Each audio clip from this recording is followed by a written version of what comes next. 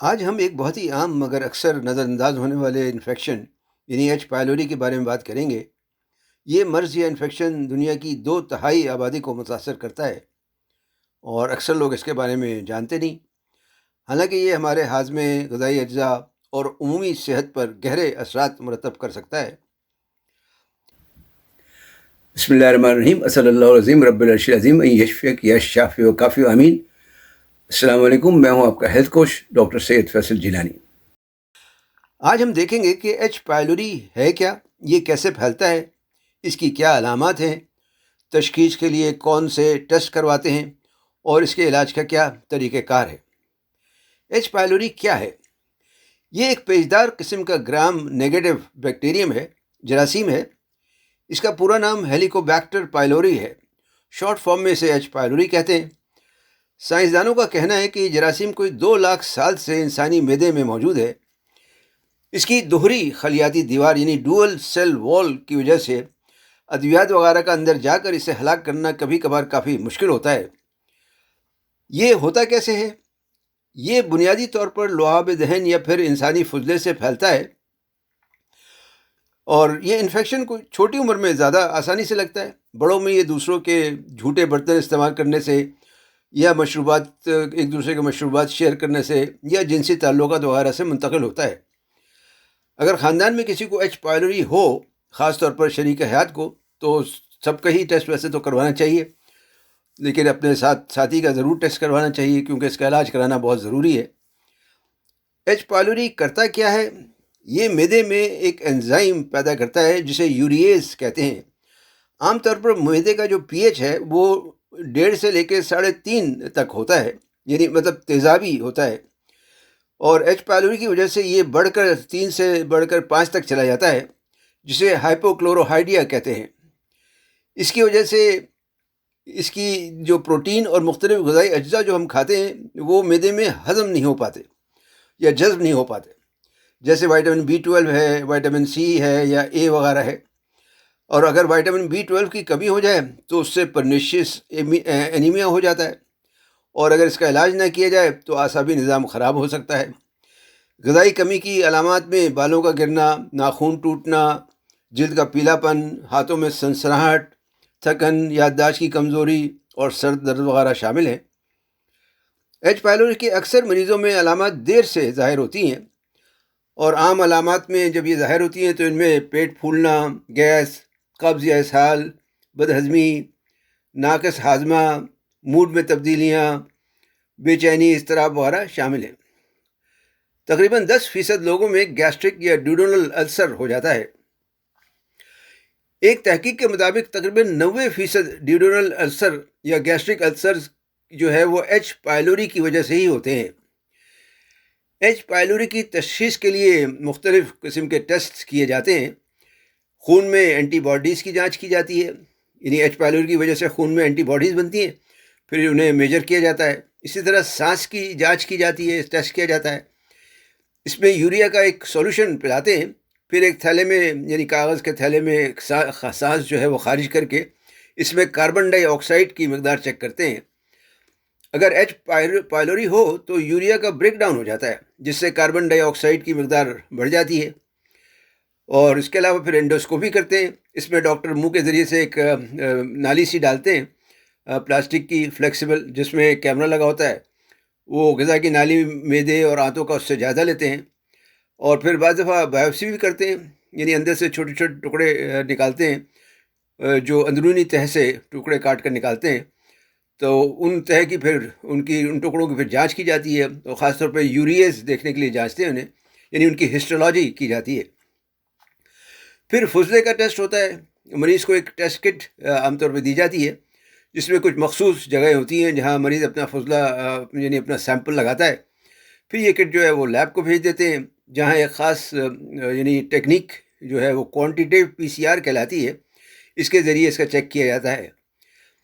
اس test سے digestive markers اور ویرولنس jeans کی معلومات بھی حاصل ہوتی ہیں، جن سے السر یا گیسٹرک السر کے خطرے کا پتہ چلتا ہے۔ اب سوال ہے کہ اس کا علاج کیسے کیا جاتا ہے؟ تو ایلوپیتھک میڈیسن میں تو اینٹی بائیوٹکس کے ساتھ یعنی پروٹون پمپ انہیبیٹرز کہلاتے ہیں، پی پی آئی شارٹ فارم میں، وہ دیتے ہیں. مثلا جیسے آپ نے نام سنا ہوگا اومیپرازول ہے یا اسومیپرازول ہے یا لینسوپرازول ہے. یہ جتنے بھی زول وغیرہ آتے ہیں آخر میں یہ سارے پروٹون پمپ انہیبیٹرز ہیں. اس کے ساتھ بعض اوقات بسمت بھی دی جاتی ہے. پھر H2 بلاکرز ہوتے ہیں، وہ بھی دیتے ہیں، جیسے سیمیٹیڈین ہے، فاموٹیڈین ہے، رینیٹیڈین وغیرہ ہے. پی پی آئی کا جو ہے خاص طور پہ اگر اس کا زیادہ عرصہ استعمال کریں تو اس سے B12 میں مزید کمی ہو جاتی ہے اور معدے میں بعض دفعہ پالپس سے بن جاتے ہیں.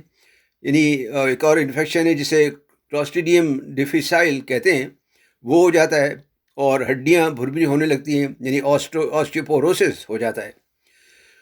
قدرتی علاج کے ذریعے بھی نہ صرف ایچ پائلوری کو ختم کیا جا سکتا ہے بلکہ ذوف مودہ بھی دور کر سکتے ہیں.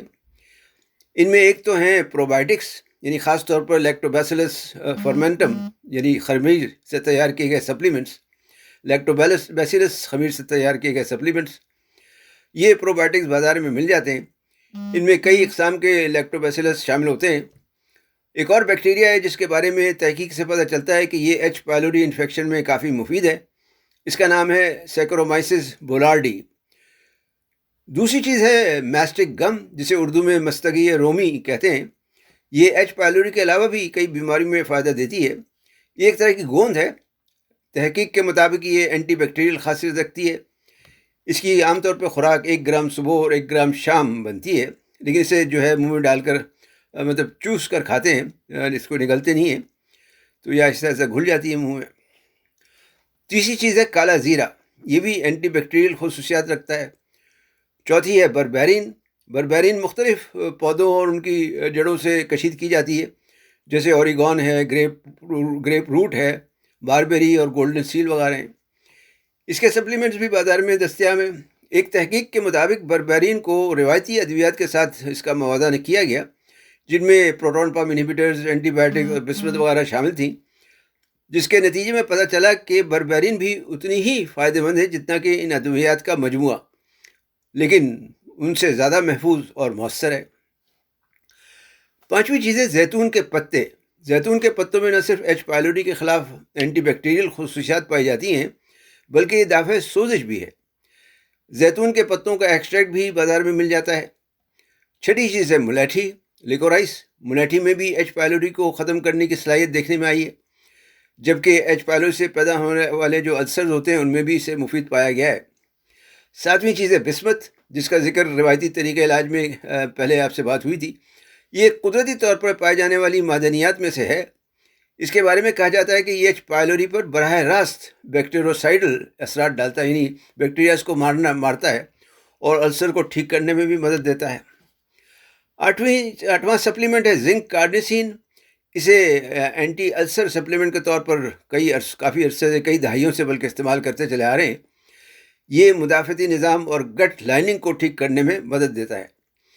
نویں ہے پولیفینوز، جو کہ کرکیومن، کرین بیری، لہسن، ملیٹھی اور بروکلی وغیرہ میں پائی جاتے ہیں. ایچ پائلوری میں ان کا استعمال کافی فائدہ مند ہے.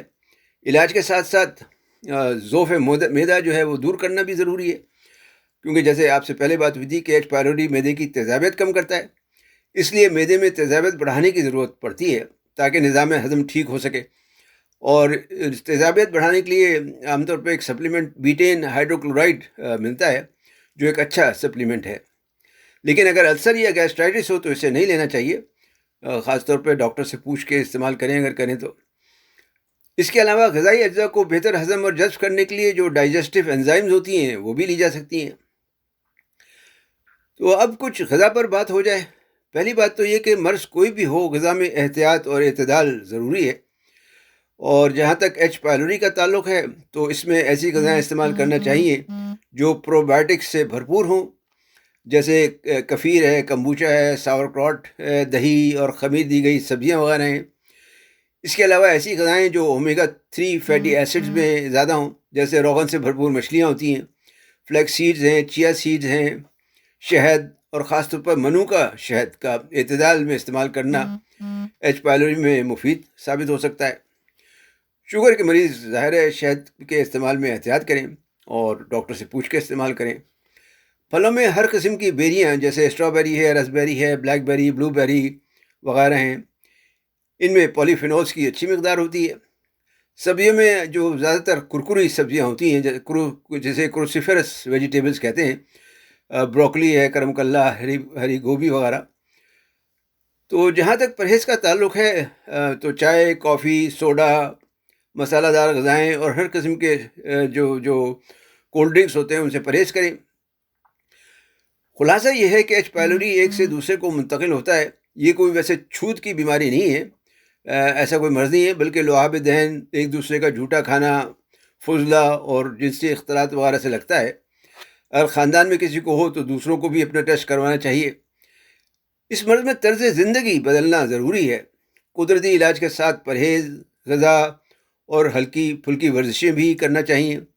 ذہنی دباؤ اور جسمانی تناؤ کو کم کرنے کی بھی کوشش کریں۔ تو یہ تھیں جناب ایچ پائلوری کے بارے میں کچھ معلومات۔ ویڈیو دیکھنے کا شکریہ۔ امید ہے یہ آپ کے لیے مفید اور مددگار ہوں گی، اس لیے لائک اور شیئر ضرور کریں۔ آپ کا ایک شیئر کسی کو فائدہ دے سکتا ہے۔ چینل سبسکرائب کر کے بیل آئیکن پر کلک کرنا نہ بھولیں۔ صحت مند، تندرست اور شاد آباد رہیں۔ والسلام علیکم ورحمۃ اللہ وبرکاتہ۔